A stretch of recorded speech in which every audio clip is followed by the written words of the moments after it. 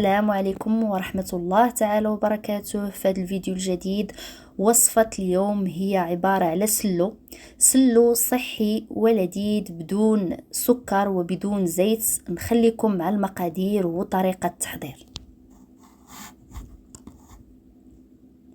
ولتحضير ان شاء الله هذا السلو غادي نحتاجو الدقيق الشعير اللي مطحون وحمرته شويه، ممكن تحمروه في المقله ولا حمروه في الفران على حسب اللي بغيتو. هنايا عندنا دقيق الشوفان اللي مطحون ومحمر حتى هو، فحمروه في الفران كيجي سهل وسريع في نفس الوقت. هنايا عندنا الزجلان اللي مهرمش اللي حتى هو محمر ومهرمش على هاد الطريقه.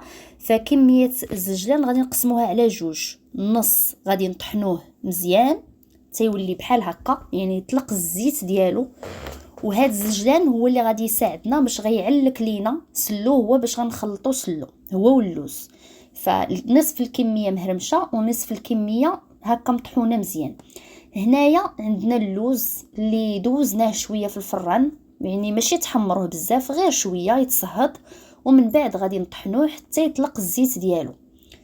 هنايا عندنا 2 معالق ديال حبه حلاوه والنافع اللي مطحونين ومغربلين، وعندي معلقه كبيره ديال القرفه، وعندي هنايا جوزة الطيب او الكوزه، فهي اختياريه اللي بغى يديرها انا كتعجبني في سلو. وهنايا عندنا المسكه او المستيكه الحره، غادي ندقوها في شويه ديال الملحه في المهراس ونستعملوا راس المعلقه فقط. هنايا غادي ناخذوا القصعه ولا ناخذوا شي اناء فين غنخلطوا سلو، وغادي نبداو نوضعوا كاع دوك النواشف اللي عندنا دقيق الشوفان، دقيق الشعير.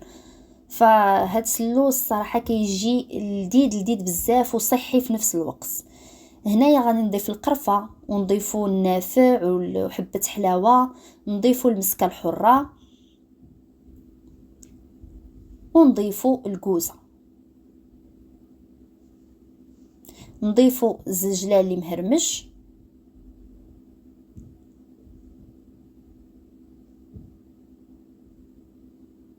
ونضيفوا الزجلان اللي مطحون مزيان اللي هو غيخلط لينا سلو هو واللوز بلا ما تستعملوا الزيت. يعني هذا صحي جدا هذا السلو.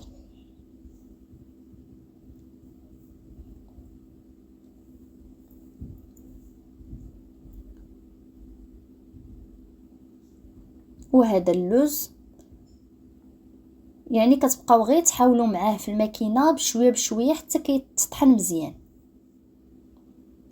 من بعد ما خلطنا العناصر كلها غادي نبقاو ندلكو في هذا السلو مزيان، وهذا هو السر ديال السلو اللي هو الدلك ديالو، باش كيطلق دوك العناصر كيطلقوا الزيت ديالهم، وما نحتاجوش نضيفوا نهائيا اي زيت ولا زبده، فقط بدوك المقادير. ونتمنى ان شاء الله تجربوه وينال الاعجاب ديالكم.